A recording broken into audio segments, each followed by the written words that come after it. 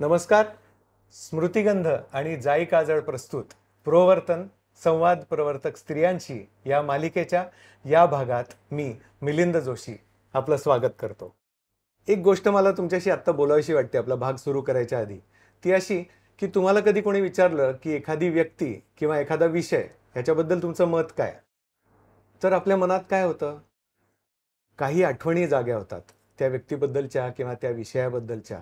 त्या आठवणींचा एक क्रम आपल्याला आठवायला लागतो.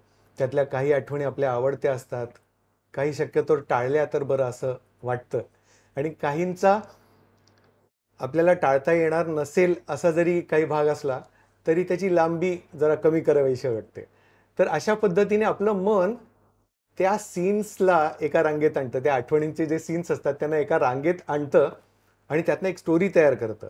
ती जी स्टोरी असते त्याचा जो परिणाम असतो ते म्हणजे आपलं त्या व्यक्तीबद्दलचं किंवा त्या विषयाबद्दलचं मत असतं. हे सगळं एवढं सांगण्याचं कारण असं आहे की या संदर्भात आपल्या मनाने एडिटरचं काम केलं असं मला वाटतं.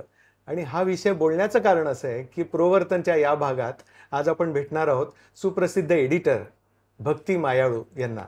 भक्ती, खूप खूप स्वागत. बाबांच्या उल्लेखाशिवाय ही प्रश्नावली सुरू होऊ शकत नाही. मंडळी, सुप्रसिद्ध दिग्दर्शक राजदत्त यांची कन्या आहे भक्ती, त्यामुळे भक्तीच्या मार्फत त्यांच्याकडे आमचा प्रणाम पोचवावा. तर प्रश्न त्या संदर्भात असा आहे की राजदत्तजीमुळे सिनेमा क्षेत्राशी संपर्क सोपा झाला का, किंवा लहानपणापासून संदर्भ आला का सिनेमा क्षेत्राचा? आता हे जे प्रश्न आहेत ना, याच्यामध्ये दोन पूर्ण वेगळी उत्तरं माझ्याकडे आहेत. म्हणजे विरोधाभास म्हणा किंवा काही म्हणा. कारण लहानपणापासून काही कनेक्शन मिळालंच नाही खरं म्हणजे. अच्छा. कारण दिग्दर्शक राजदत्त वडील आहेत हे माहीत होतं, किंवा त्याचा सगळा आम्ही ते सगळं अनुभवत होतो. ती जी काही समृद्धी होती, म्हणजे त्यांचा एक एक चित्रपट एकामागून एक येणं, मग त्याच्या ट्रायल्सला आम्ही जाणं आणि शूटिंगला फारसं न जाणं, आणि मग त्या ट्रायल्स बघणं, मग तो थिएटरमध्ये बघणं, मग त्याचं अवॉर्ड असायचं, बाबांना एकामागून एक अवॉर्ड्सना जाणं, मग पुढचा चित्रपट. हे सगळं आम्ही खूप अनुभवलं आणि खूप त्याचा अभिमानाने आम्ही मोठे होत गेलो. आम्ही म्हणजे मी आणि माझी बहीण, आम्ही दोघी जणी आहोत म्हणून मी आम्ही म्हणते. पण त्याचं कनेक्शन तशा अर्थाने घरात काहीच नव्हतं. म्हणजे बाबा कधी घरात तो विषयही काढायचे नाहीत. एक तर ते फार घरी कमी असायचे, आणि घरी आल्यानंतर चित्रपट हा विषय अजिबात नसायचा बोलण्यामध्ये, वागण्यामध्ये, विचारांमध्ये, कशातही नाही.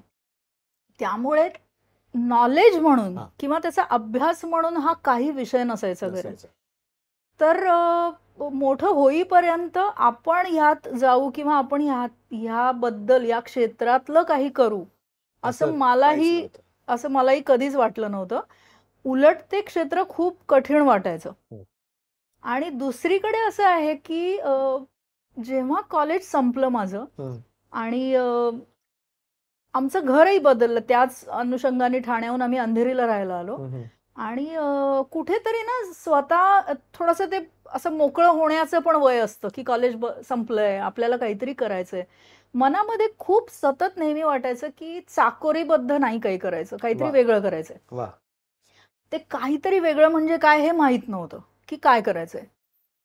तर बाबांकडे खूप लोक यायचे भेटायला, आणि कुठून तरी मी जळगावहून आलोय, मी वर्ध्याहून आलोय, तुमच्या हाताखाली शिकायचंय हे मी बघायचे. आणि कुठेतरी ना माझ्या मनाने एक घेतलं की कदाचित मला जे वेगळं वाटतंय ते माझ्या घरातच असेल, मला ते सापडत नाहीये काय करायचंय मला ते.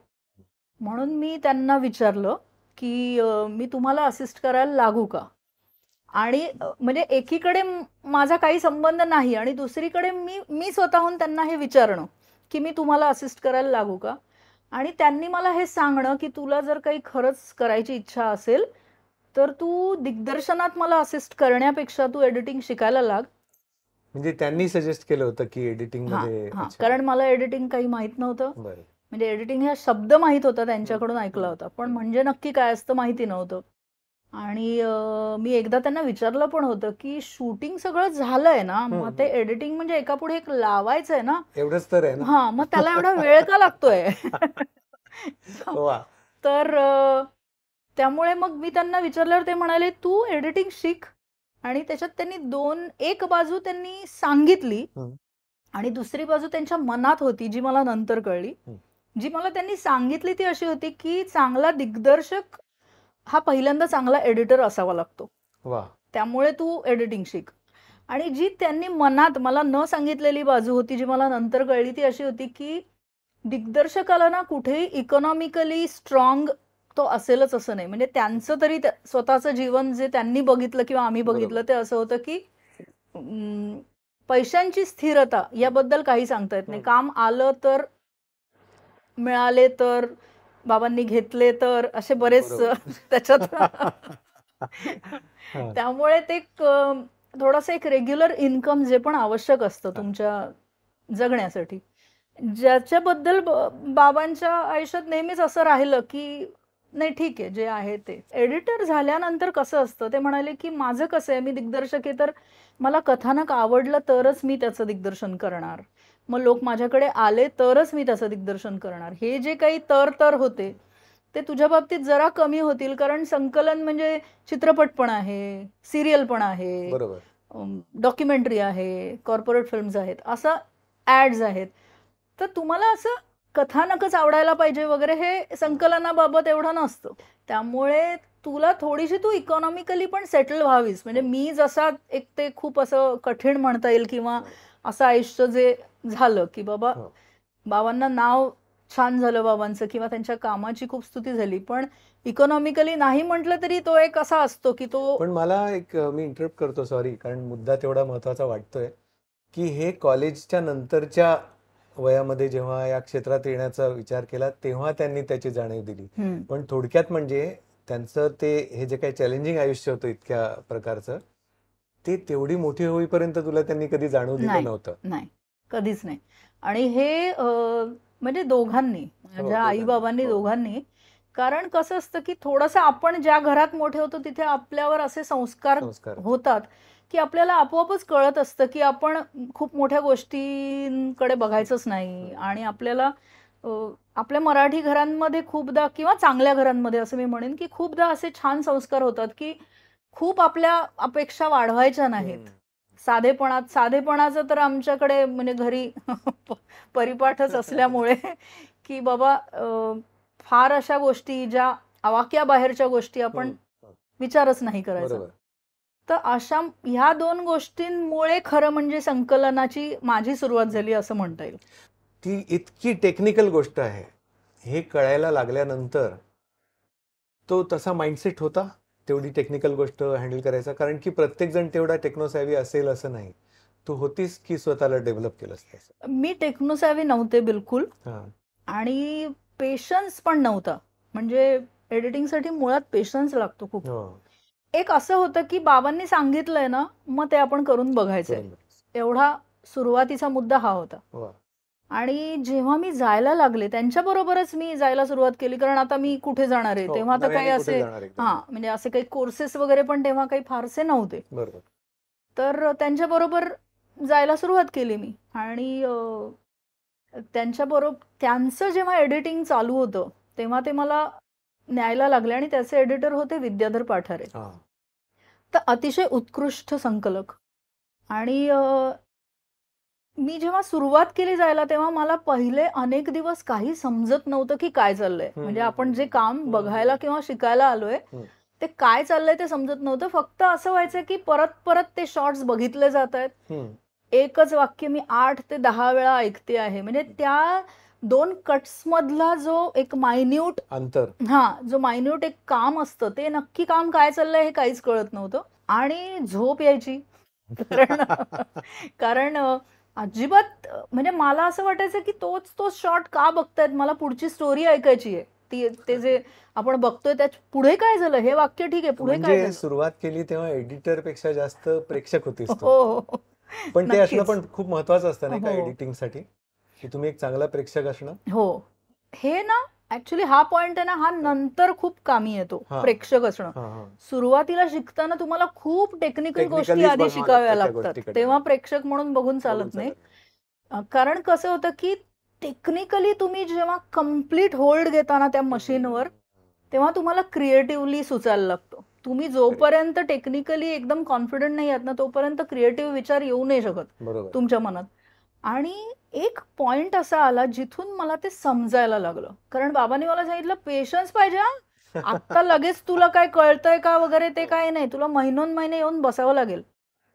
तर जेव्हा मला ते कळायला लागलं की अच्छा ते 8 वेळा जो शॉर्ट्स बघतायत त्याच्यात ते एक एक फ्रेम कापतायत, हम्म. कधी आधीच्या शॉटची कापतायत, कधी नंतरच्या शॉटची कापतायत, आणि मग ती एक फ्रेम कापल्यानंतर तो शॉट कसा दिसतोय हे जेव्हा कळायला लागलं तेव्हा मला त्याच्यात गंमत वाटायला लागली. आणि मग ते मशीन, मग ते सर विद्याधर पाठारे मला ते करायला द्यायला लागले पटापट.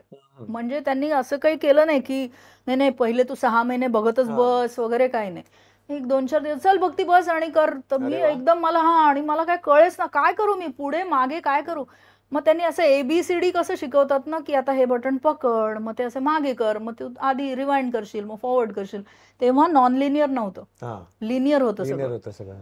तर त्यामुळे टेप्स असायच्या आणि युमॅटिक ज्याला म्हणायचं Pneumatic किंवा setups असायचे. हा मी तुमच्यासाठी थोडंसं सांगतो, कारण की थोडं टेक्निकल शब्द यायला लागलेत आणि त्याला पर्याय नाही आहे. तर युमॅटिक आता जे भक्तीच्या बोलण्यात आलं ते म्हणजे काय असायचं ते सोप्या शब्दात सांगता येईल का प्लीज लोकांना? म्हणजे जर का VCR आपले होते ज्याच्यावर हा. VHS कॅसेट्स आपण बघायचो, व्हिडिओ बघायचो जेव्हा, हम्म. फिल्म्स, हो, ती अशी आडवी कॅसेट असायची. हा छोटी कॅसेट, हम्म. त्या टाईपची मोठी कॅसेट असायची अच्छा, आणि त्याला युमॅटिक म्हणायचे आणि बरं. 2 रेकॉर्डर्स असायचे. बरोबर. तर शूट केलेलं एका टेपवर यायचं जे तुम्ही लेफ्टच्या रेकॉर्ड, त्याला प्लेअर म्हणायचे. Player लेफ्टचा जो होता तो प्लेअर असायचा हा. ज्याच्यामध्ये तुम्ही ते प्ले करायचं. हम्म. आणि तुमच्या सेकंड जो असतो तो रेकॉर्डर असायचा हम्म. आणि त्याच्याशी कनेक्टेड एक RM450 किंवा 550 नावाचा एक कन्सोल असायचा. कन्सोल असेल. ज्या कन्सोलने तुम्ही इथले शॉट्स इथे घेता घेता ते एडिट करत जायचे, ते एका पुढे एक जोडत जायचे किंवा तोडत जायचे, जे काय असेल ते. तर हे झालं टेक्निकल. टेक्निकल. आणि पहिल्यांदा मी म्हटलं तसं की मग बऱ्याच गोष्टी शिकावं लागतात, नुसतं कट्स नाही. तुम्हाला साऊंडचं नॉलेज घ्यावं हा. लागतं, तुम्हाला साऊंडचं लेवलिंग समजायला लागतं, मग त्याच्यामध्ये अनेक ट्रॅक्स असतात, मग त्याचं मिक्सिंग, मग मिक्सिंग करताना कुठला ट्रॅक अप असला पाहिजे, कुठला लो असला पाहिजे, किंवा ते ट्रॅक सतत म्हणजे साऊंडचे ट्रॅक्स, आणि सतत तुम्हाला त्याच्यावर हात ठेवला पाहिजे. सतत बाबा मला म्हणायचे की तू असा एक हात करून सोडू नकोस, ते तुझं चालू राहिलं पाहिजे, लेफ्ट राईट वर खालती. तेव्हा मिक्सर्स असायचे, मिक्सरमध्ये मिक्सिंग व्हायचं. आणि जेव्हा मी सुरू केलं ना तेव्हा त्याच्यात खूपशा गोष्टी, मी म्हटलं तसं की टायटल्स पण तुम्हीच करताय, डबिंग करायचं असेल आर्टिस्टचं तर तेही तुम्हीच करताय, मिक्सिंग VFX खूप नव्हते तेव्हा, पण एक नॉर्मल जे डिझॉल्व्ह आणि नॉर्मल जे असतात तेही तुम्हालाच करायचे आहेत. असं ते परिपूर्ण एका अर्थाने काम होतं की तुम्ही अख्खा, समजा आपण टेलिव्हिजनच्या बाबतीत बोलायचं झालं तर अख्खा एपिसोड हा तुम्ही कम्प्लीट करून तुम्हाला ती टेलिकास्टला टेप द्यायची. फायनल क्रिएशन ऍक्च्युअली एडिटिंग टेबलवर होतं, हा हे जे आम्ही ऐकलेलं आहे, हा त्याचा अनुभव त्या काळात तू घेत होतीस. हो, आणि त्यामुळे मला ते खूप आवडायला लागलं. हो. चित्रपट क्षेत्राचं ग्लॅमर हे पण माहिती आहे, आणि चित्रपट क्षेत्राबद्दल अनेक मुद्दे बदनामीचे सुद्धा आपण ऐकलेले असतात. त्यामुळे मी हे विचारतोय की तू या क्षेत्रात जाण्याबद्दल तुझ्या आईचं मत काय होतं? आईचं मत बदनामीसाठी आईचं नाही, मत बदनामी असं नव्हे, नाही, एक काळजी असते ना. नाही सांगते ना मी, कारण खूप छान गोष्ट आहे ती. हा. आईचं मत नव्हतं मी करावं असं, पण बदनामी म्हणून अजिबात नव्हतं. कारण त्यालाही मोठं कारण असं की बाबांना ती बघत आलीये, त्यामुळे बाबा हे कसं व्यक्तिमत्व आहे हे म्हटल्यावर तिला या क्षेत्रातल्या अशा गोष्टी नाहीच आल्या मनामध्ये की बाबा अशा बदनामही आहे. किंवा तिची स्वतःची सख्खी बहीण म्हणजे सीमादेव ही माझी सख्खी मावशी आहे, तर ती म्हणजे अख्खं घराणंच असं इतकं व्यवस्थित आणि छान, आणि खूप चांगली बाजू या चित्रपटाची बघावी. फारच छान झालं, नाही तर इतकी चांगली एडिटर आपल्याला मिळाली नसती. तर पण तरी तिचं नाही होतं, एवढ्याचसाठी होतं की ती म्हणायची की तुला ते बाबांचं कसं काम आहे ते आपण बघितलेलं आहे, असं दिवस दिवस घरी न येणं, महिनोन महिने बाहेर गावी राहणं आणि झोकून देणं, कसलाही विचार न करता फक्त काम एके काम, बाकी दुसरं आयुष्यात काहीच नाही, असं म्हणजे बाबांचं आयुष्य तसंच आहे.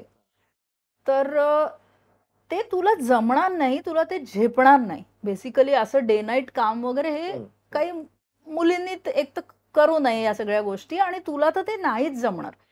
त्यामुळे तिला वाटत होतं की मी करू शक्यतोवर नये, नको. हा मी हे करू नये असं तिचं म्हणणं होतं. बाबा स्ट्रिक्ट होते हे वाक्य, आणि त्यांनी त्यांच्या मुलीला तू ये, तू काम शिक असं म्हणणं, या दोन मला कम्प्लिटली विरुद्ध गोष्टी वाटतात. त्यामुळे ती दुसरी गोष्ट मला फार सुंदर वाटते की स्वतःच्या मुलीला सुद्धा, मुलीला याच्यावर एम्फसाइज द्यायचं कारण हे आहे की ते क्षेत्र किती कठीण आहे हे तू आता सांगितलंस, आणि समाजाची एकूण दृष्टी मुलीकडे बघण्याची काय असते हे आपल्याला सगळ्यांना माहिती. आणि खरोखरच त्यावेळी ह्या क्षेत्रामध्ये खूप कमी मुली होत्या.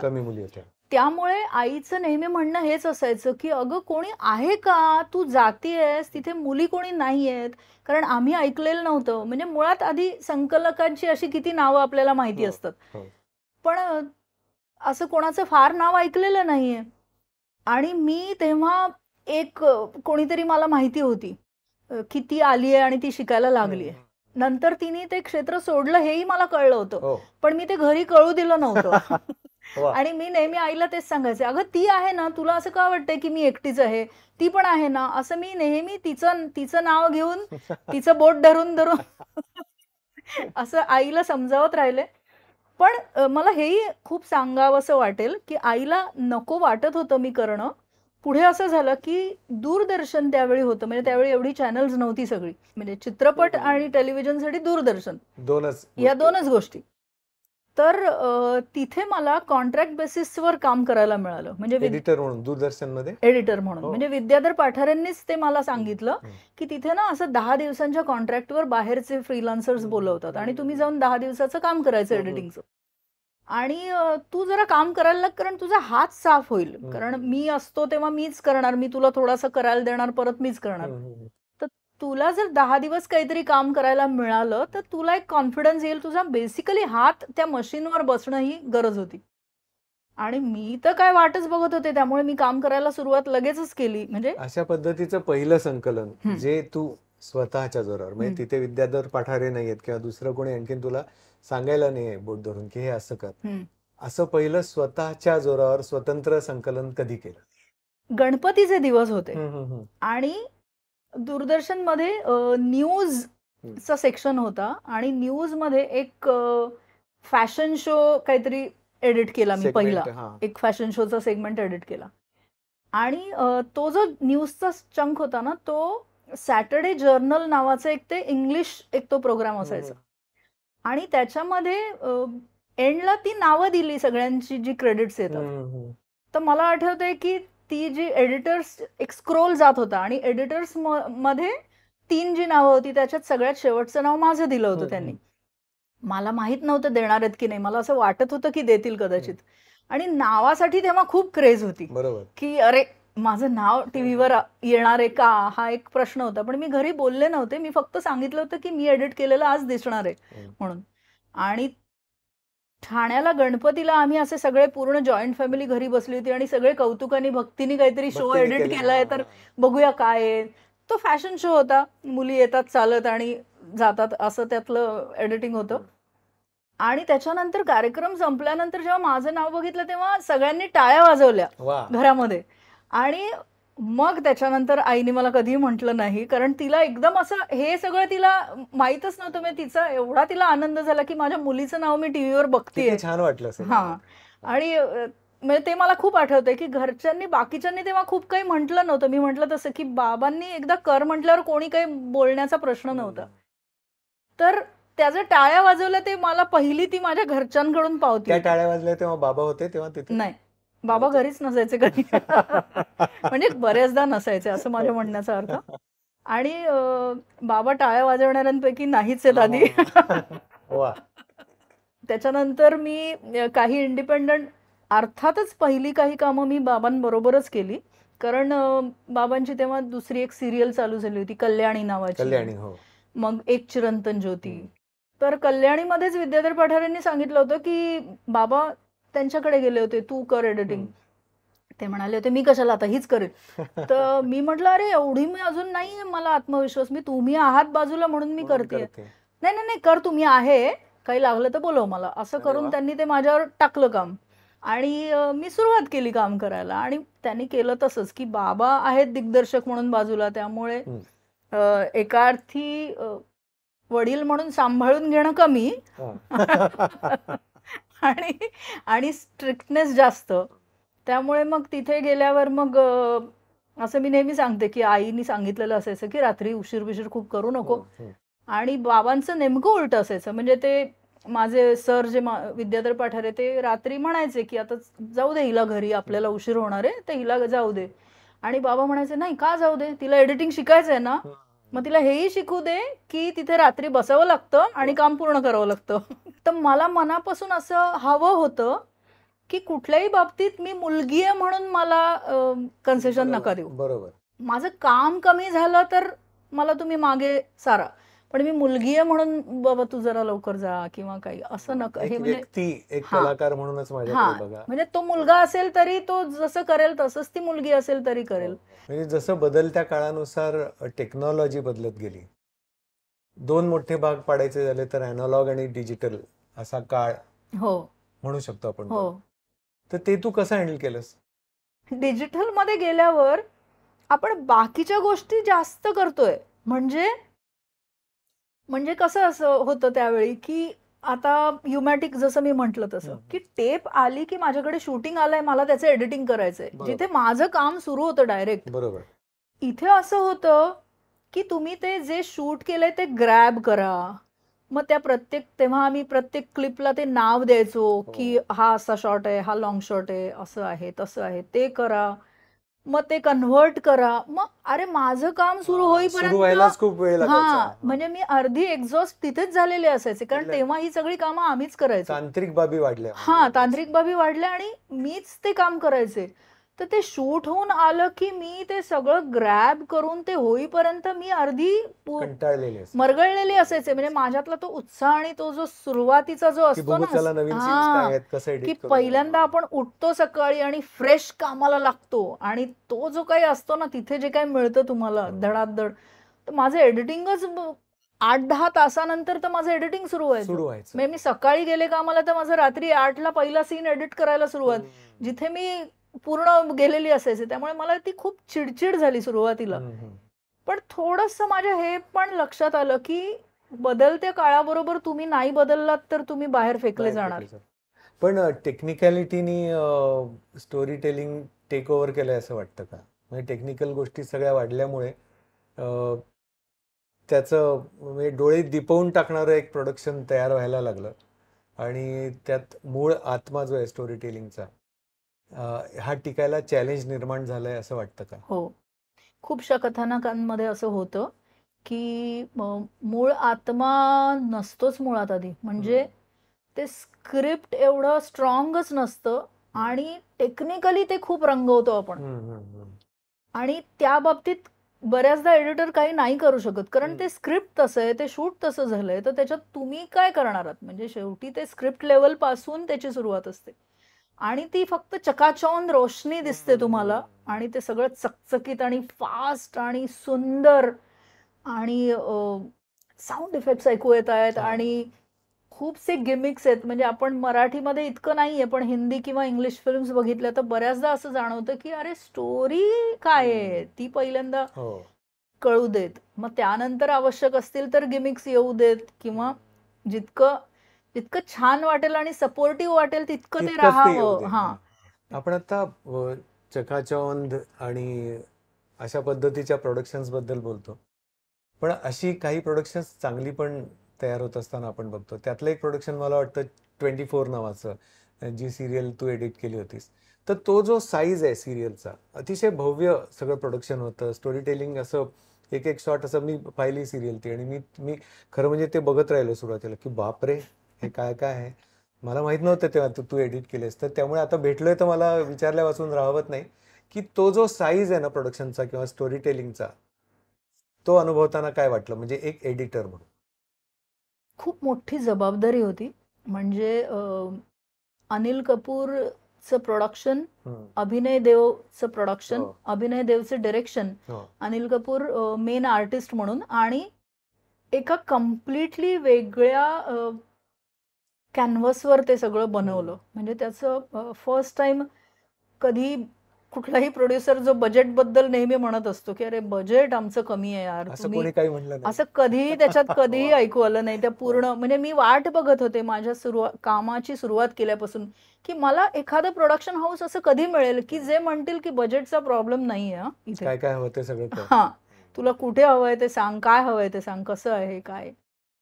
तर तसं ते प्रोडक्शन हाऊस होतं, ते काम तसं होतं. पण म्हणतात ना की जितकं मोठं काहीतरी तुमच्याकडे येतं त्याच्या जबाबदाऱ्या तेवढ्याच मोठ्या असतात. तर तसंच ते प्रचंड काम होतं. म्हणजे प्रत्येक शॉट 2 कॅमेरानी शूट केला होता. अभिनय देव ॲडव्हर्टायझिंगच्या बॅकग्राऊंडचा दिग्दर्शक असल्यामुळे आमचं ट्युनिंग खूप छान होतं सुरुवातीपासून. पण तरी सुद्धा खूप एक मी भीती पण होती आणि ते काम कम्प्लीट करेन का, कारण काय होतं माहितीये का त्याच्यातनं मला तसा टीम कडून हेल्प तशी नव्हती. कारण जी जनरली आता समजा डेली शो मी करते एडिट, तर मला एक पूर्ण फर्स्ट कट करून मिळतो माझ्या असिस्टंट कडून आणि त्याच्यावर मी फायनल करत असते. तिथले सीन्स इतके कम्प्लिटली वेगळे होते की त्याच्यात ते फर्स्ट कट करून बिरूनचा प्रश्नच नव्हता. म्हणजे पूर्ण एक एक शॉट आणि एक एक कट हा मला बसून लावायला लागायचा. आणि खूप मोठं होतं, 45 मिनिटाचा एपिसोड होता तो आणि प्रचंड शूट केलेलं होतं. त्याचे प्रचंड शॉट्स होते. ते बघणं, ते सगळे वापरणं हे एक टास्क होतं माझ्यासाठी. आणि मला इतकं प्रेशर होतं. म्हणजे मला आठवतंय, मी हे नेहमी सांगते 24 बद्दल बोलताना की सीझन 1चं ना मी काम सुरू केलंय ना, तरी मी फार लोकांना हे सांगितलं नव्हतं. कारण मला समजत नव्हतं की हे आपल्याला कसं पेलणार आहे. या कॅनव्हासचं या लेवलचं काम कसं करायचं असतं. बरं, तशी काही टीम अशी खूप मोठी असं नव्हतं किंवा त्याचा खूप उपयोग होईल असं नव्हतं. म्हणजे एडिटसाठी बाकीची सगळी कामं करायचे. कमिंग अपसाठी कोणी वेगळा होता, प्रिकॅप करणारा वेगळा होता, रिकॅप करणारा वेगळा होता. पण अरे मेन जो एपिसोड आहे त्याची पूर्ण जबाबदारी जी होती ती मी आणि डायरेक्टर आम्ही इंटरॅक्ट करूनच तो ठरवणार. अक्षरशः मला आठवतंय की जेव्हा आम्ही प्रत्येक एपिसोडचा प्रत्येक प्रोजेक्ट बनवायचो एडिटमध्ये आणि जेव्हा 24चा प्रोजेक्ट बनवला की आता लास्ट एपिसोड एडिट करायचा आहे, तर तो प्रोजेक्ट बनवला की आता याचे रशेस याच्यामध्ये टाकूया, तेव्हा मला वाटलं नाही आता आपण हे कम्प्लीट करू. म्हणजे वेब सिरीज तेव्हा नव्हत्या, पण सगळे असं म्हणतात की ती खऱ्या अर्थाने पहिली वेब सिरीज होती. आणि अभिनय आणि मी बऱ्याचदा इंटरॅक्ट करायचो आणि नंतर तर मग जेव्हा सीझन 2 मध्ये मला बऱ्यापैकी कॉन्फिडन्स आला तेव्हा मग खूप त्याच्यात पण अशा खूप गमती जमती केल्या की अरे नाही, इथे आपण जो फ्रीज होतोय, कारण कसं असतं स्क्रिप्ट वाईज जो फ्रीज होतो ज्या सीनवर, तर जेव्हा शूट होतं आणि जेव्हा एडिट होतं तेव्हा तिथे तो फ्रीज होत नाही. बऱ्याचदा तुम्ही त्याच्या मागे किंवा पुढे असता, पण ॲज अन एडिटर तुम्हाला तो एक हुक पॉइंट द्यावा लागतो की माझा फ्रीज अशा पॉइंटवर झालाय की लोकांना उत्सुकता वाढली पाहिजे की अरे पुढे काय होतंय. मग त्याच्यासाठी अनेकदा अक्षरशः म्हणजे स्क्रीन प्ले मध्ये बदल करून सीन्स फिरवले की अरे हा पुढच्या एपिसोड मधला सीन आहे ज्याचा फ्रीज पॉइंट छान आहे की हा हुक पॉइंट आहे, पण मग तो इथे आणायचा. मग त्याच्यासाठी सगळ्या स्क्रिप्टचा विचार करावा लागतो, कारण असं तुम्ही असं उचलून सीन कुठलाही कुठे नाही लावतायत. तुम्हाला त्याचे रेफरन्सेस सगळे मॅच झाले पाहिजे. असं करताना आधी दिग्दर्शकाला विचारलं का करून दाखवलं तिथपर्यंत ती आली होती. तेवढा त्यांचा माझ्यावर विश्वास किंवा माझा स्वतःवर विश्वास आलेला होता. आणि मी स्वतःला खूप परीक्षांमध्ये बसवायचे त्याच्या आधी की नाही, तू करताना असं नाही झालं पाहिजे की त्यांनी सांगितलं अरे तू हे काय केलंयस, हा रेफरन्स चुकला ना, मग अंडू करण्यात पॉइंट नाहीये. तू करतानाच असं प्रेझेंट कर की ही वेळच नाही आली पाहिजे. त्यांनी असंच म्हटलं पाहिजे अरे नाही छान झालंय, हे करेक्ट झालंय. आणि मग मी म्हटलं तसं की मग तो माझा सीन असायचा की अरे हा, हे स्क्रिप्टमध्ये नव्हतं बरं का, हे मी केलंय. किंवा त्याचं पुढे मग किंवा अनिल कपूर बद्दल मला खूप छान सांगायला आवडेल की इतके मोठे आर्टिस्ट हे लोक आहेत किंवा खूप मोठ्या लेवलचे आहेत, ते आज खूप सिनियर आहेत, पण ते एकदाच आले होते एडिटमध्ये आणि अर्थातच मी खूप नर्वस झाले होते, कारण मला सवय नाहीये इतक्या मोठ्या म्हणजे इंटरॅक्ट करायची. आणि कुठेतरी त्यांनाही धक्का न लावता, पण बाबा नाही, त्यांना चांगल्या पद्धतीने समजावून सांगणं की नाही तुम्ही हे असं म्हणताय पण इथे नाही होऊ शकत आहे, का नाही होऊ शकत आहे ते एक्सप्लेन करणं. हे असं केल्यानंतर त्याच्यानंतर ते म्हणाले की नाही अभी तुम लोग करो, मैं आऊंगा भी नहीं इधर. तुम लोग. पण तेव्हा प्रश्न नाही पडला की ते रागवून म्हणतायत का काय? नाही, पहिल्यांदा भीती वाटली, हा. कारण त्यांच्याशी बोलायचं कसं हाच आधी पण म्हणजे माझ्याकडे मुळात प्रश्न असं होता. काहीतरी झालं होतं की त्यांचं काहीतरी विचार वेगळा होता आणि तुम्ही काहीतरी वेगळं केलं. कारण ते आले होते आणि ते सांगत होते की नाही आपण हा सीन सुरुवातीचा थोडासा डल वाटतोय, मग आपण हा आधी घेऊया. मग मी थोडंसं त्या पद्धतीने सांगितलं त्यांना की नाही इथे हिरोईनचं एक एंट्रीसाठी हा सीन लिहिला गेलाय आणि बनवला गेलाय, त्या पद्धतीने ते शॉर्ट टेकिंग झालंय. तुम्ही हिरोईनचा आधीच पुढचा सीन आणला, त्याच्यात ती अशी येऊन गेली, मग तो हिरोईनचा जो एक असतो इम्पॅक्ट तो आला कुठे. मग तुम्ही म्हणताय तसा तो कंटेंट वाईज त्याला धक्का नाही लागत आहे जरी हा सीन आधी आला तरी, पण दिसताना ते तसं नाही दिसत आहे, तितकं इम्प्रेसिव्ह नाही वाटत आहे. तर हे सगळं मला त्यांना समजावून सांगता येणं आणि त्यांनी ते ऐकणं आणि त्याच्यानंतर त्यांनी सांगणं की अभि मैं नहीं आऊंगा. अशा काही म्हणजे गोष्टी. ते अभि मैं नहीं आऊंगा हे अप्रिशिएशन वाला होतं. हा हा, म्हणजे आता तुम्ही करा, आता मी एडिटला नाही येते, आता तुम्ही दोघं बघा ते. प्रत्येकाला आपली स्वतःची स्पेस हवी असते. तसं तू एडिट करत असताना दिग्दर्शकांनी तिथे असलेलं तुला आवडतं का दिग्दर्शक शक्यतोवर नसला तर बरं किंवा नसली तर बरं असं तुला वाटतं? खूप छान प्रश्न आहे. कारण काय असतं, असं नसतं की सगळं गुडी गुडी आहे आणि सगळं छान छान आहे. म्हणजे मी आत्ता बोलताना बऱ्याचशा गोष्टी छान आहे अशा जरी सांगितल्या तरी अनेकदा ऍक्च्युली ना तो डायरेक्टर कोण आहे याच्यावर पण हे फार ठरतं की दोन्ही गोष्टी आहेत. कधी कधी खूप शांतपणे काम करत असताना त्या दिग्दर्शकाला जेव्हा लक्षात येत नाही की हिला आत्ता हिची स्पेस हवी आणि हिला शांतपणे हा सीन बनवायचा आहे आणि तो स्वतःच्या पद्धतीने जर काही सांगत राहिला ज्याचा मला डिस्टर्बन्स होत असेल, तर तिथे मला खूपदा असं वाटतं की अरे बाबा थांब, आता मला कळलंय, मला कळलंय, ते स्क्रिप्ट मी वाचलंय, तुझे सगळे शॉर्ट्स मी बघितलेत, आता मला करू दे. पाहिजे तर तू सगळा सीन एडिट झाल्यावर एकदा बघ, मग तुला हवं ते सांग, बरोबर, मला करताना नको थांबू. बरोबर. आणि हे खूपदा म्हणजे माझं असं व्हायचं की माझ्यापेक्षा नेहमी मोठे किंवा सिनियर डायरेक्टर असायचे, हे मला बऱ्याचदा बोलता यायचं नाही. आता कोणीतरी आता लहान असेल तर मी कधीतरी सांगू पण शकते की नाही थांब ना तू जरा, मला करू दे मग तू बोल ना, असं. तेव्हा मला ते बोलता यायचं नाही, तेव्हा मला खूपदा त्रास पण व्हायचा. पण असंही व्हायचं, म्हणजे मी म्हंटल तसं त्या व्यक्तीवर ते जास्त अवलंबून आहे की कोण दिग्दर्शक माझ्या शेजारी बसलाय, कारण अनेकदा खूपदा असं होतं की शेजारी बसल्यावर डिरेक्टरनी म्हणजे त्यांनी माझं काम बघितलं आणि त्यांनी ते अप्रिशिएट केलं खूप चांगल्या पद्धतीने, की त्यांनी मला एक बूस्ट मिळत असतो काम करायला. किंवा तिथल्या तिथे आणखीन दोन गोष्टी तो सांगतो की अच्छा मग तू आता असं केलंय ना, मग पुढचं असं कर, मी सीन असा शूट केलाय पण तो तसा नको करूस तू. तर हे जे फरक पडतात आणि हे जे इंटरॅक्ट होत राहतो आपण एकमेकांशी, ते मी बऱ्याचदा मिस पण करते. कारण पूर्वी दिग्दर्शक नेहमी येऊन बसायचे बाजूला. आजकाल फिल्म मी एडिट करत असेल तर बऱ्याचदा बसतात, पण आजकाल बऱ्याचदा सिरियल्सना वगैरे दिग्दर्शकांना वेळ नसतो, डेली शो असतो, त्यामुळे ते डेली सोपला तर दिग्दर्शक पण खूप असतात, नाही का, एकच असतो असं पण नाहीये. आणि त्यातून त्यांना येऊन बसायला वेळ नसतो, त्यामुळे ते शूटिंग झालं की ते तुम्ही करा काय, ते आता तुमच्याकडे हातात दिलेलं आहे, तुम्ही त्याचं जे करायचं ते करा. म्हणजे ती दिग्दर्शक ही व्यक्ती कशा पद्धतीचे त्यावर ते खूपदा अवलंबून असतं. म्हणजे मी मिस पण करते की अरे नाही, आता जर कोणीतरी असतं माझ्या बाजूला जर डायरेक्टर तर जास्त मजा आली असती. इंटरॅक्शन करून एखादं ठरवता आलं असतं. मी एडिट करतानाचा प्रसंग आहे. अच्छा. म्हणजे बाबांनी एक टेलिफिल्म डिरेक्ट केली होती, त्याचं नाव होतं सखा माझा ज्ञानेश्वर, आणि ज्ञानेश्वरांवरती ती टेलिफिल्म होती जी मी एडिट केली होती. आणि एक असा प्रसंग घडतो की सोपान खूप रागवून आलाय की माझ्या दादाचं का लोकांना कळत नाहीये, तो इतका बुद्धिमान आहे आणि इतक्या चांगल्या पद्धतीने तो लोकांशी बोलतोय आणि लोक काही त्याच्याशी चांगलं वागत नाहीत. तर तो आला आहे आणि तो जो रागावून बोलतोय त्याच्यात असं दाखवलं होतं की झाड आहे एक आणि ते तो कुऱ्हाडीने त्याच्यावर घाव घालतोय आणि एक एक वाक्य बोलतोय आणि तो एक एक घाव त्याच्यावर तो घालतोय, असा तो सीन होता. आणि तेव्हा माझी बहीण पण संकलन शिकत होती, तर बाबांच्या बरोबर आम्ही दोघी होतो आणि काही कारणाने मला घरी जायचं होतं आणि माझी बहीण ते कंटिन्यू करणार होती. तर जेव्हा मी या सीनचे रशेस बघितले तेव्हा मला असं वाटलं नाही हा सीन मला मलाच एडिट करायचा करायचंय. वा. तर मी बाबांना सांगितलं होतं. बाबा म्हणाले तू जा मी करतो. तर मी म्हटलं होतं नाही नाही बाबा मला हा सीन एडिट करायचा.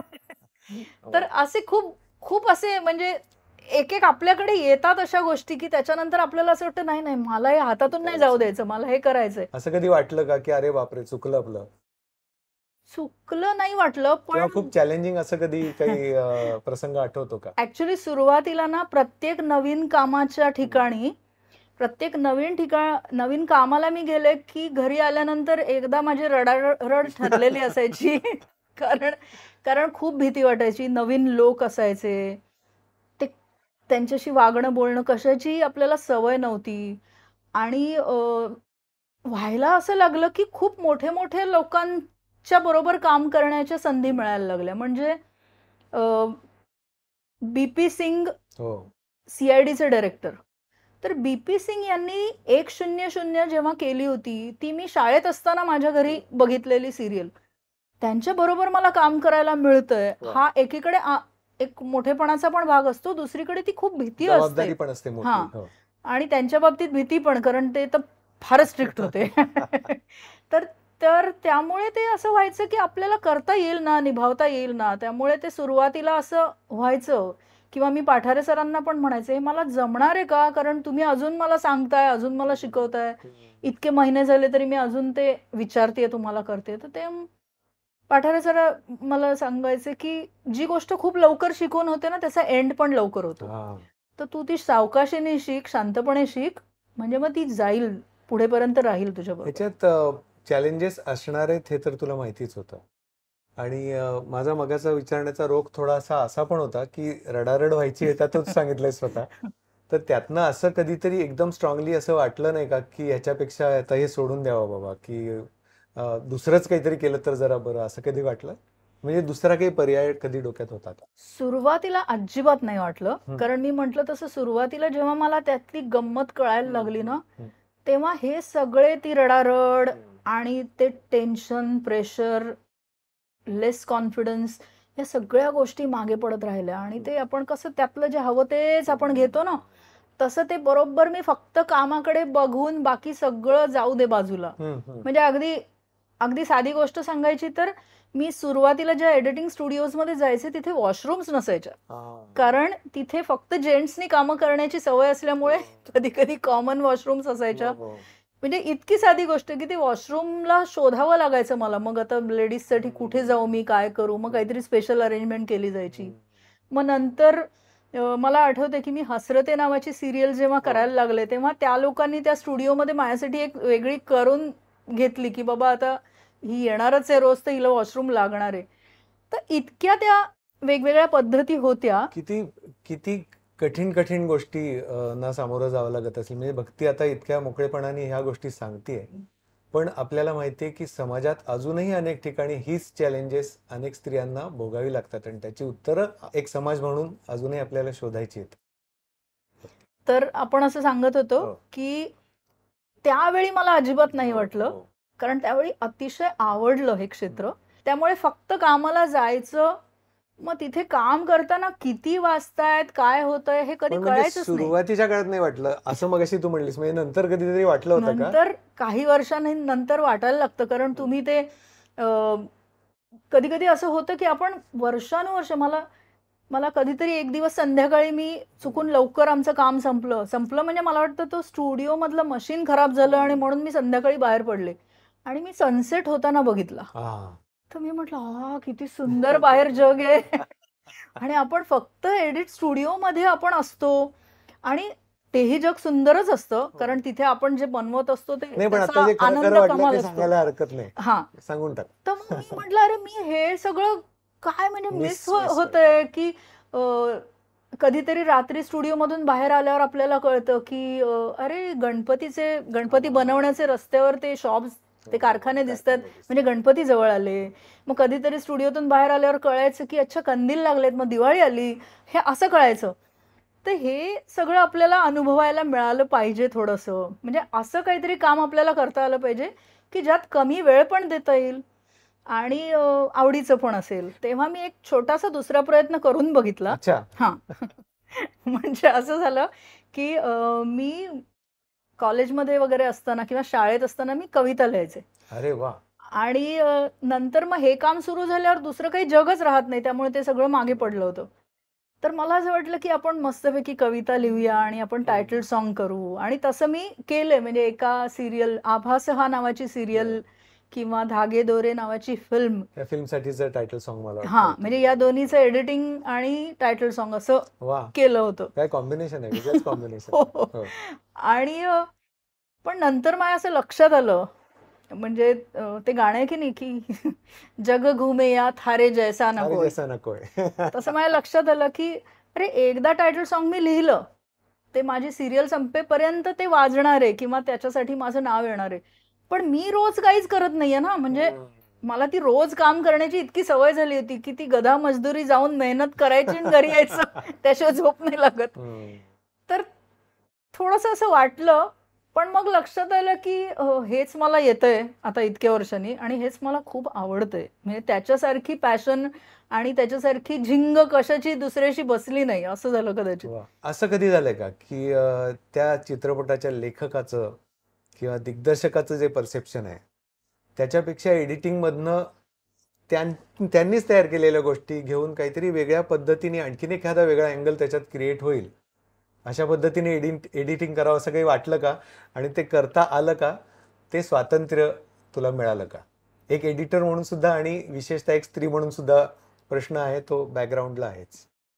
असं करता यायला लागलं म्हणूनच मला असं वाटतं, की मी या क्षेत्रात टिकून आहे. अच्छा. कारण सुरुवातीला आपण जे आपल्याकडून अपेक्षित आहे ते करत असतो आणि आपण त्याच्यात स्वतःला प्रूव्ह करायला बघत असतो, की मला समजा लेखकांनी 80% दिलेत किंवा समजा लेखकांनी 60% दिलेत, मग डायरेक्टरनी ते आणखीन 80-85 पर्यंत नेऊन ठेवलंय. तर मला माझं पुढचं करून, माझे पुढचे इनपुट्स टाकून ओव्हरऑल अख्खं फिल्म मेकिंग हे अतिशय सुंदर एक टीमवर्क आहे. टीमवर्क आहे, बरोबर. प्रत्येक जणच आपल्याकडून त्याच्यामध्ये ओतत असतो आपली कला.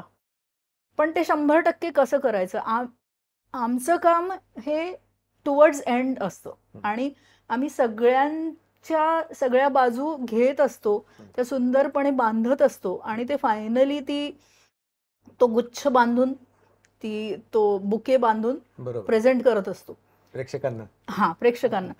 तर त्यामुळे आमचं काम असं असतं, की कुठली गोष्ट जास्त चांगली आहे ती घ्यायची, कुठल्या जास्त चांगल्या पद्धतीने ती प्रेझेंट करता येईल. कोणाचं तरी कधीतरी चुकतं किंवा कधीतरी काही कमी गोष्टी येतात, तर त्या कशा दिसल्या नाही पाहिजेत, त्या कशा लपवल्या गेल्या पाहिजेत, हेही आमचं काम असतं. बरोबर. तर सुरुवातीला हेच होतं, की माझ्याकडून जे अपेक्षित आहे ते मला पूर्णपणे करता आलं पाहिजे. त्याच्यानंतर असं झालं, की नाही, आता मला याच्या पुढे जाऊन काहीतरी करता आलं पाहिजे. आता मला माझं कॉन्ट्रीब्युशन काहीतरी टाकता आलं पाहिजे आणि त्याच्यासाठी मग विचार सुरू झाला आणि अभ्यास सुरू झाला. त्याच्यात सगळ्यात महत्वाची गोष्ट ही होती, जी मला सुरुवातीपासून शिकताना जी मी शिकले होते ती मला पुढे पुढे खूप कामी आली, की एनजी शॉट्सवर पण खूप छान लक्ष ठेवायचं. एनजी शॉट्स म्हणजे एनजीचा फुल फॉर्म असतो नॉट गुड. म्हणजे समजा एका शॉटचे 6 टेक्स असतील, तर मे बी त्यातले 2 असतात ते एनजी टेक्स असतात. म्हणजे डायरेक्टरनी सांगितलेलं असतं, की नाही, हे अजिबातच नाही घ्यायचं, हे धरूच नका, इथे आर्टिस्टचा परफॉर्मन्स करेक्ट नाहीये, किंवा शूट करता करता मागे कुठला तरी लाईट गेलाय आणि तो अचानक शॉट मध्ये ऑफ झाला, तर मग हा नाहीच घ्यायचा. पण मी ना ते शॉट्स पण नेहमी नीट बघते. म्हणजे थँक्स टू बाबा, थँक्स टू माय टीचर, की त्यांनी मला शिकवलं, की एनजी आहेत म्हणून तू एनजी धरू नको, तू ते पण बघ.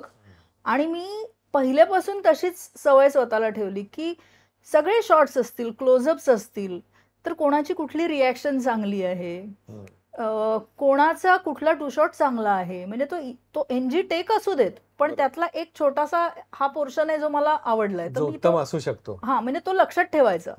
तो कामी येईलच असं पण नाही, पण तो कामी येऊ शकतो. बरोबर. आणि अनेकदा मग माझं असं झालं, की हळूहळू मी ना त्याच्यामध्ये एक काहीतरी शोधायला लागले. म्हणजे पहिल्यांदा कसं असतं, की पहिल्यांदा स्क्रिप्ट वाचावं लागतं की लेखकाने काय म्हटलंय, मग दिग्दर्शकाने ते कुठल्या पद्धतीने शूट केलंय, ह्या दोन आधी भावना घेतल्याच पाहिजेत आपल्या बरोबर, कारण ते सोडून आपलं काम असता त्याच्या कामा पुढे नये. करायचं. हा, एक मला आठवतंय, एक सिरियलचं मी एडिटिंग करत होते, माझी या प्रियाला प्रीत कळेना नावाची सिरियल होती, आणि त्याच्यामध्ये अक्षरशः म्हणजे इतकं खूप लास्ट मोमेंटला शूट व्हायचं आणि एडिटसाठी यायचं, आणि अक्षरशः म्हणजे एडिट करायचं आणि टेलिकास्टला गरम गरम Episode ताजी ताजी पाठवायचं. टेप पाठवायची असं ते चाललेलं असायचं. खूपच जास्त जबाबदारीचं काम. हा, आणि प्रेशरमध्ये असायचो, कारण जर तो टेलिकास्टचा एपिसोड पोचला नाही तर असं असायचं की एक तर पेनल्टी खूप जास्त लागते प्रोड्युसरला, दुसरं असं की ती एक नामुष्कीची गोष्ट असते की तुम्हाला एपिसोड नाही वेळेवर देता आला, म्हणजे ते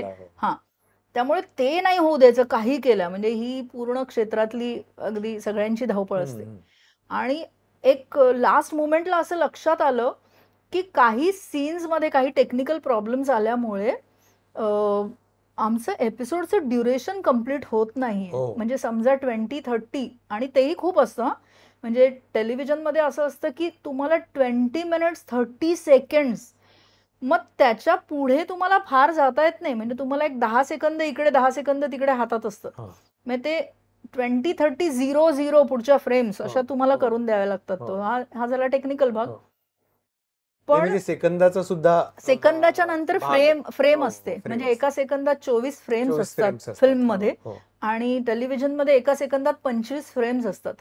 तर ती फ्रेम पण पुढे नाही जाता कामा, म्हणजे त्या 0च्या पुढे एक फ्रेम पण नाही जाता कामा, असं इतकं ते स्पेसिफिकली द्यावं लागतं. आणि त्याच्यामध्ये 2 मिनिटं नाहीत वगैरे, म्हणजे काय करणार तुम्ही, आणि 2 मिनिटं कमी होती, आणि ते खूप लास्ट मोमेंटला लक्षात आलं, आणि पुढचं शूट झालेलं नाहीये, तिथे पुढचं शूट चालू आहे, ते होणार कधी, ते येणार कधी तो सीन, आणि तुम्ही टेलिकास्ट, तोपर्यंत टेलिकास्टची वेळ गेलेली. आणि मग त्यावेळी असं शोधाशोध, मी शांतपणे बसून म्हटलं काय करता येईल, आता आपल्यालाच करायचंय, आता कोणाशी बडबड करण्यात आणि कोणालाही विचारत बसण्यात अर्थ नाहीये. आणि तिथे मी एक पार्ट शोधला की जिथे ती जी, म्हणजे ती ऍक्च्युली हिरोईन पण नाही म्हणता येणार, ती सेकंड हिरोईन असं म्हणता येईल, तिचा मला एक असा पार्ट मिळाला जो त्या स्क्रिप्टशी पण कनेक्टेड होता, जिथे मला तिची एक आठवण टाकता आली असती, म्हणजे हे अजिबात स्क्रिप्टमध्ये नव्हतं. हा, ते स्क्रिप्टमध्ये ते लिहिलेलं नव्हतं, ते शूट झालेलं नव्हतं, पण मला असं वाटलं सगळा स्क्रिप्टचा विचार करता की इथे मी एक तिची आठवण टाकू शकते, आणि मी तशा पद्धतीने थोडंसं गिमिक्स वापरले माझ्या, म्हणजे टेलिव्हिजनमध्ये अनेकदा गिमिक्स तुम्हाला वापरता येतात, टेक्निकली तुम्हाला काही गोष्टी करता येतात, तर थोडे टेक्निकल गिमिक्स वापरले, आणि तिचा एक फ्लॅशबॅक मी तयार केला, एक मॉन्टाज तयार केला, ज्याच्यामध्ये त्या पॉइंटला तिला काय आठवू शकेल, आणि ते स्क्रिप्टला धरून असलं पाहिजे, म्हणजे उगाच तिला काहीतरी आता बसल्या बसल्या आठवलंय, सीन लिहिल्यासारखंच झालं. हा, आणि मग त्याची गंमत पण यायला लागते, मग आपल्याला असं वाटतं की नाही मला हे करायचंच आहे आता सगळीकडे, म्हणजे माझा प्रयत्न तो असतो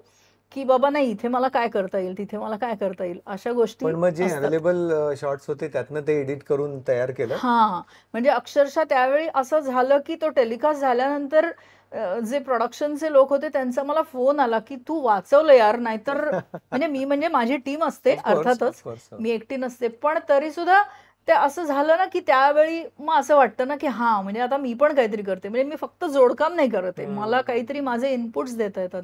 किंवा माझं अजून एक मला खूप आवडेल सांगायला की तू माझा संगाती नावाची सिरियल होती, तुकारामांवरची सिरियल, पण त्यातला ज्ञानेश्वरांचा एपिसोड चाललेला होता.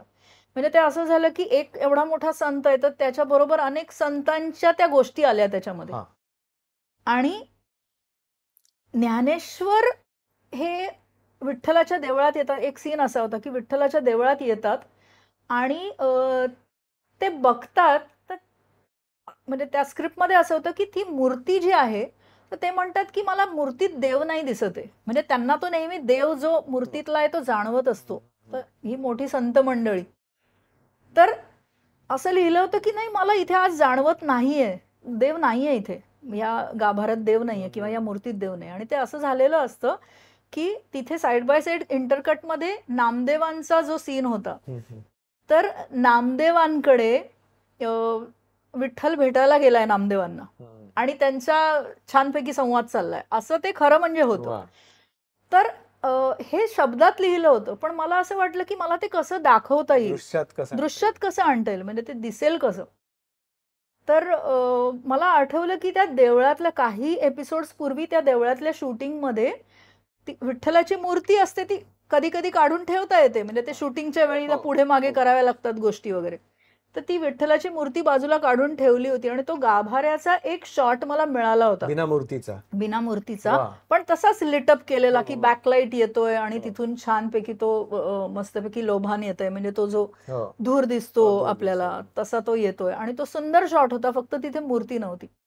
तर तो मी मला लक्षात होता आणि मग तो मी शोधला आणि तो मी इथे वापरला की ज्ञानेश्वर डोळे बंद करतात आणि त्यांना तो मूर्तीच्या शिवायचा शॉट समोर येतो, ते डोळे उघडतात आणि मूर्ती दिसते, डोळे बंद करतात आणि तो शॉट समोर येतो.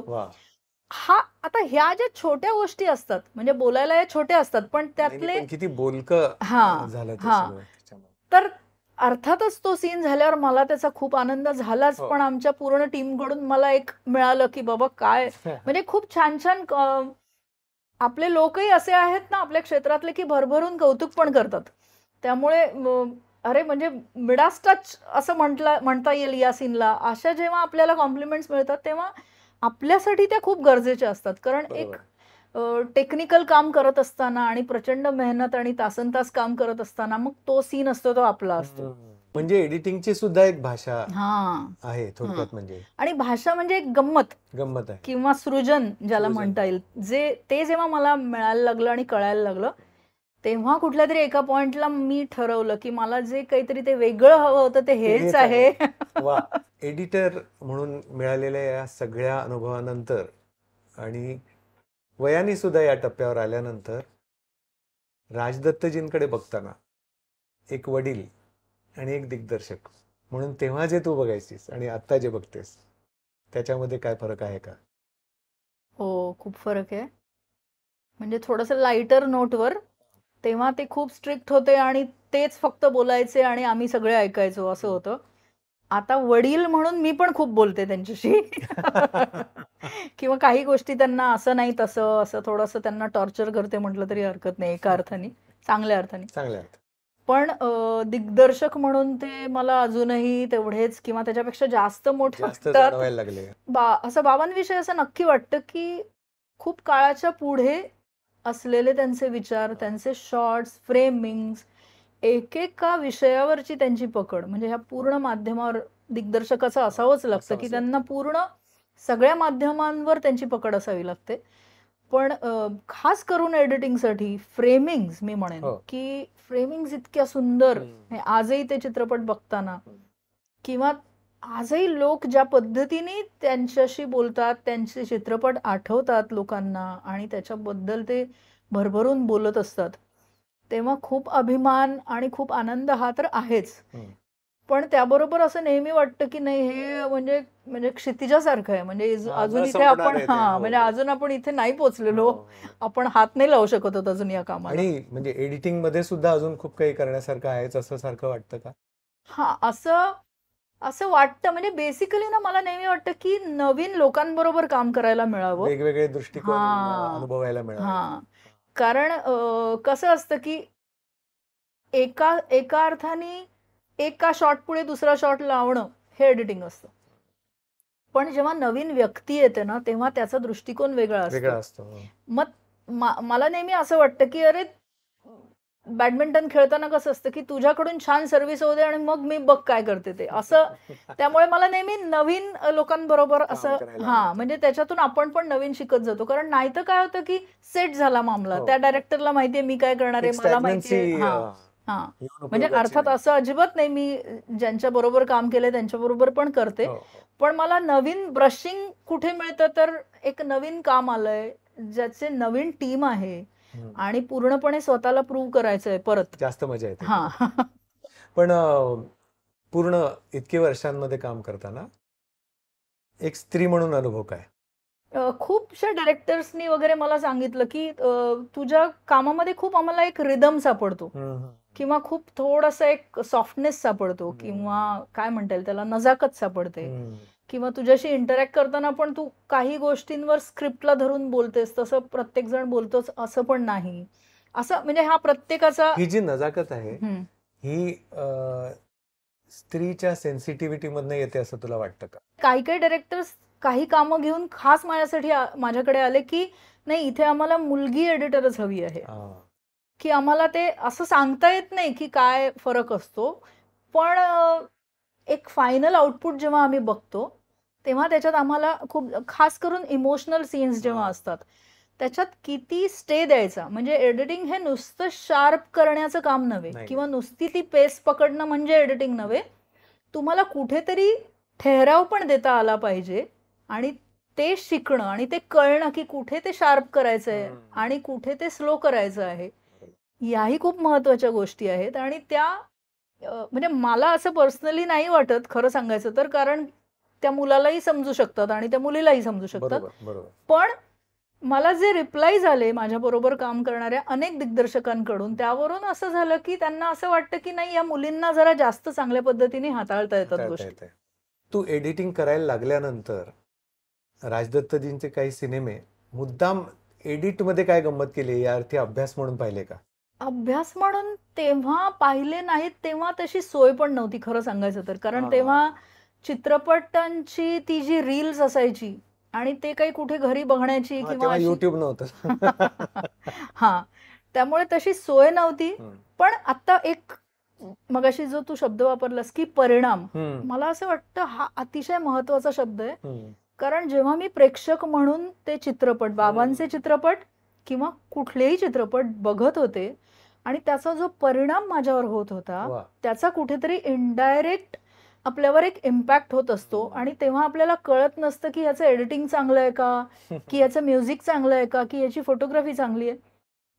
पण तो ओव्हरऑल परिणाम जो होत असतो, म्हणजे मला आठवतंय की द 10 कमांडमेंट्स हा पिक्चर मला असं वाटतं मी पहिली दुसरीत असेल तेव्हा बघितला होता. आणि त्यातले एक दोन अतिशय सुंदर शॉट्स मला आजही आठवतात. मला तो बाकीचा चित्रपट तेव्हा पण ते नोटीस झाले होते. हा, तर हे जे आहे म्हणजे संकलनाचं, तर मला असं वाटतं की संकलन हे कळलं नाही पाहिजे बघताना. वा. जर संकलन कळलं बघताना वा. तर ते नाही चांगलं. बाबांचा एक चित्रपटातला एक सीन होता, पुढचं पाऊल नावाचा चित्रपट बाबांचा, आणि तो आम्ही असंच शाळा कॉलेजमध्ये कधीतरी बघितला होता, तेव्हा तो रिलीज झाला होता. त्यातला एक सीन आहे की वडील आहेत आणि त्यांनी मुलीचं लग्न करून दिलंय, तिच्या घरी तिचा छळ होतोय, तिला पैसा मागितला जातोय की माहेरून तू पैसे आणून दे किंवा फ्रीज आणून दे किंवा असं काहीतरी, जे तिला शक्य नाहीये. वडील गरीब आहेत, त्यांना शक्य नाहीये, पण मुलीच्या मायेपायी ते तिला भेटायला येतात. तर तो जो एक सीन होता की निळू फुले अतिशय सुंदर कलाकार त्यांनी ते केलेला होता तो रोल, आणि काही न बोलता ते वडील तिथून बाहेर पडतात तिच्या घरातून आणि बाजूला देऊळ असतं, तिथे जाऊन बसतात. म्हणजे हतबल आणि असहाय्य आणि चीड, संताप, आणि तिथे जाऊन ते बसतात. आणि तिथे मागे भजन चाललेलं असतं आणि त्याचे इंटरकट्स बाबांनी जे घेतले होते, माझ्या अंगावर काटा येतो सांगताना, त्यांचं तिथून येणं आणि त्या देवळातल्या भजनाचे इंटरकट्स, आणि ते विमनस्क अवस्थेत बसलेत. आणि त्यावेळी हिचा सासरा, जो एक सेन्सिबल माणूस दाखवलाय त्या घरातला, तो त्यांना येतो भेटायला आणि त्यांना न राहून ते बोलायला लागतात की तुमच्या घरी मी, शब्द नव्हते, नुसते शॉर्ट्स होते, नुसते ते लिपसिंग दिसत होता की ते बोलतायत, आणि मागे ते अभंग किंवा तो टिपेला गेलेला ते भजन, आणि ते सांगतायत की तुमच्या घरी माझ्या मुलीची काय अवस्था झालेली आहे आणि यांनाही खूप वाईट वाटतंय.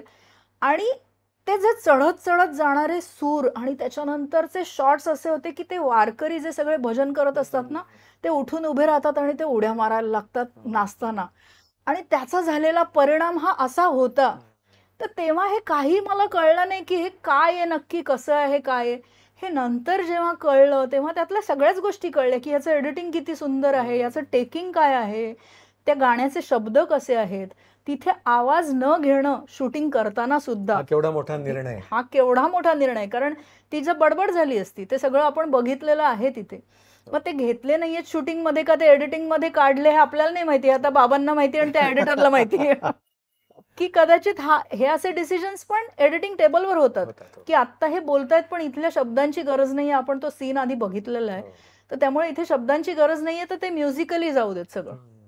आता विशेषतः इतक्या अनुभवानंतर एक प्रश्न विचारतो. एडिटिंग शिकता येतं असं वाटतं का? म्हणजे नवीन मुलांसाठी विचारतोय मी, की ज्यांना एडिटिंग शिकायचंय, कोणी समजा तुला फोन केला की मला तुमच्यासारखं एडिटर व्हायचंय, तर मी काय शिकू, कुठे कोणता कोर्स केला म्हणजे मला हे सगळं शिकता येईल? काय उत्तर असेल? असे कोर्सेस खूप आहेत, हम्म. म्हणजे आजकाल तर खूप कोर्सेस झाले आहेत आणि तिथे टेक्निकली गोष्टी शिकवतात ते तुम्हाला.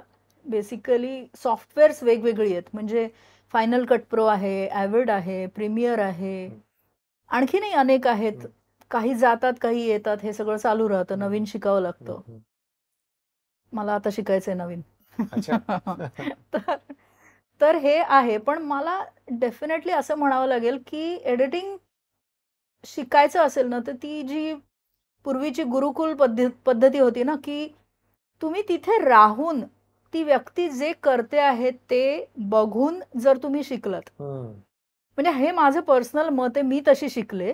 आणि मला असं वाटतं की तुम्ही शिकताना ना, तुम्हाला हे सगळं जर समोर असेल की स्क्रिप्ट काय होतं, दिग्दर्शकाने शूट काय केलं होतं आणि तुम्ही एडिट करताना त्याच्यामध्ये काय केलं, हे जेव्हा बाजूला बसून ती व्यक्ती बघते तेव्हा, कारण ह्या गोष्टी अशा आहेत ना, या कळतच नाहीत.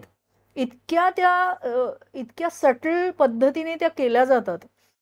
त्यातला जो ॲक्च्युअल कंटेंट असतो आणि जो गाभा असतो तो असा कळत नाही, की बघताना ते सगळं छानच वाटतं. लोकांना माहीत नसतं की अरे हे नव्हतं, हे एडिटिंग टेबलवर बनलेलं आहे. हे तुम्ही तिथे असल्याशिवाय तुम्हाला कळत नाही. त्यामुळे मला वाटतं प्रत्येक वेळी बदलत राहतं, ते पण त्याची गोष्ट डायनामिक आहे ती गोष्ट. कारण शेवटी कसं आहे की ते तुम्हाला आधी मनात असावं लागतं, आधी इथे असावं लागतं, कारण ही एक कला आहे.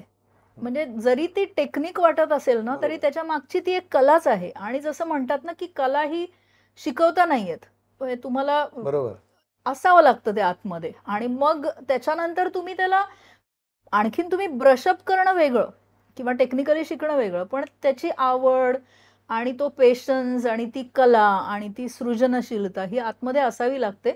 आणि मला असं वाटतं की कुठल्या तरी चांगल्या व्यक्तीबरोबर त्याचं थोडंफार काम त्यावेळी बघून ते तुम्हाला शिकतं. बरोबर. मग आत्ताच्या काही तरुण मुलींना ज्यांना इच्छा असेल की या क्षेत्रात यावं, एडिटिंगच्या क्षेत्रात यावं, तर त्यांना तू एक मोठी ताई म्हणून काय सांगशील?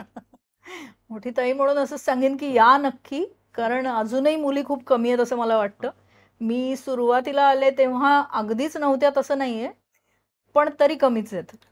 तर त्यामुळे मला असं वाटतं की यावं. आणि आता कसं आहे, आता टीमवर्क झालंय. म्हणजे तेव्हा सुरुवातीला ना मीच अख्खं सगळं करत असल्यामुळे मला खूपच राऊंड द क्लॉक करावं लागायचं काम.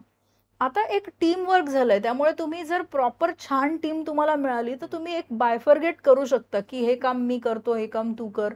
म्हणजे प्रत्येकालाच आपल्या पर्सनल गोष्टी सांभाळून पण हे करता येऊ शकेल. आता शक्य आहे बदललेल्या काळामध्ये.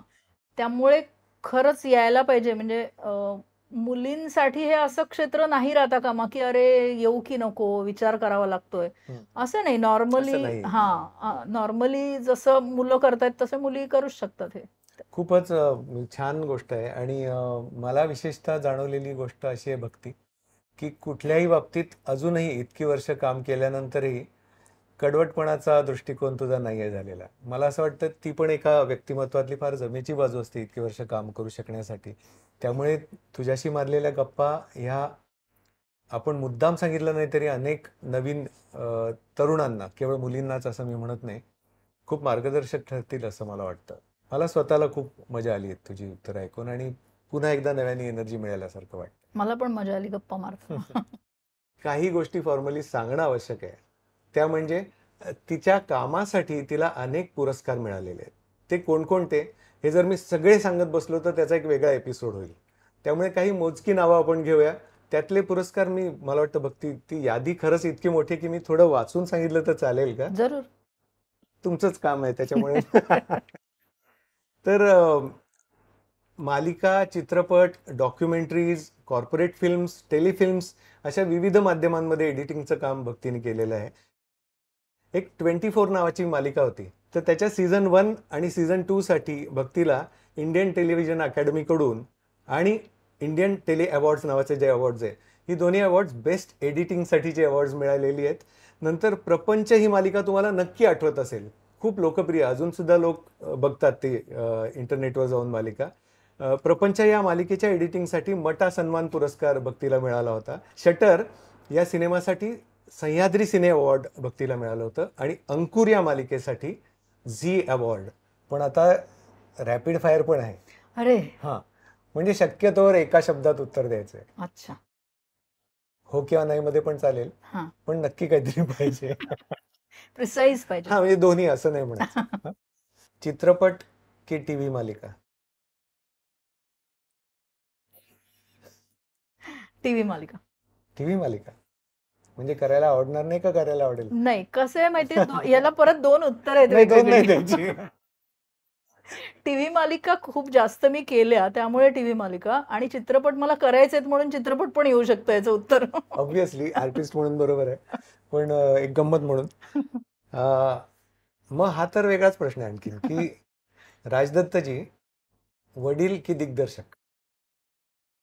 बापरे, खूप कठीण प्रश्न आहेत. वडील. एडिटिंग मध्ये संवाद असलेला सीन की सायलेंट सीन? Silent scene. पटकन उत्तर नो आलं. Doubt about it. Silent scene. वा वा वा. एक स्त्री की एक व्यक्ती? एक व्यक्ती. व्यक्ती. आणि कामाचा दिवस की सुट्टीचा दिवस? कामाचा दिवस. कामाचा दिवस. वा. हे रॅपिड फायर आपल्याला जरी वाटलं ना की खूप गमतीचं आणि नुसतं गंमत म्हणून आहे, पण मी नेहमी पाहिलंय की फार आतून आणि खरोखर खूप प्रामाणिक उत्तरं, आणि मला त्या प्रश्न विचारल्यानंतर जे चेहऱ्यावरती येतं की असं का विचारताय, मला दोन्ही करणं म्हणजे आवडतं. हो. तर त्याचसाठी ती गंमत आहे, आणि हे काय कुठल्या कारणासाठी नक्कीच नाही. नाही, पण त्याचा खूप उपयोग होईल, कारण आता हे मी ते लक्षात ठेवीन प्रश्न, हम्म. आणि पुढे कधीतरी असे आले ना माझ्या समोर तर मला ते आठवेल, मी हे उत्तर दिलंय, मला असं वागायला हवं आता. मगाशी थोडासा उल्लेख झाला नुसता कवितेबद्दल, हम्म. तर एक कविता तर ऐकायचीच आहे तुझ्याकडून. मी वाचून दाखवली तर चालेल ना? हो. कारण मला पाठ नसतात माझ्या कविता. नाही. एक इतक्यातच नवीन लिहिलेली कविता आहे. हम्म. आमचा मैत्रिणींचा ग्रुप आहे, व्हॉट्सअप ग्रुप, हम्म. आणि एकीने एक खूप छान चित्र पाठवलं होतं, ते बघून मी ती लिहिली कविता. अच्छा, मी वाचून दाखवते. जरूर. अशा निशब्द रातीला, अशा निशब्द रातीला, 4 सांगाती साथीला, हम्म. माझ्या सोडून मातीला, आलो शोधत नदीला, हाती घेऊन जीवाला, हाती घेऊन जीवाला, संग भीतीचा सोडला, अच्छा. काटा रीतीचा मोडला, आज चांदही मातला. काटा रीतीचा मोडला. वा. थोडे तरंग जलाला, थोडे तरंग जलाला, धीर मलंग कुडीला, हम्म. धक्के अभंग मनाला, एक सुरुंग योजिला, हो हो. गळ पाण्यात टाकीला, खूप खजिना शोधला, गळ पाण्यात टाकीला, खूप खजिना शोधिला, अन धरून वल्ह्याला, हाती सुरव्याच लागला, हाती सुरव्याच लागला. वा वा वा. म्हणजे ही एक कविता म्हणजे संपूर्ण तुझं आता प्रवास सांगितला ना आयुष्याचा, त्याचं पूर्ण रिकॅप आहे असं मला वाटलं. फारच सुंदर. वा वा. फार मजा आली कविता ऐकायला सुद्धा. थँक्यू. पण मग कविता सुद्धा आणखीन लिहायला पाहिजे. हो, आता करेन मी. नक्की. प्रज्ञा राजे नावाच्या चित्रकर्तीचं एक फार सुंदर पेंटिंग आम्ही प्रवर्तनच्या टीम कडून तुला भेट देतो. वा.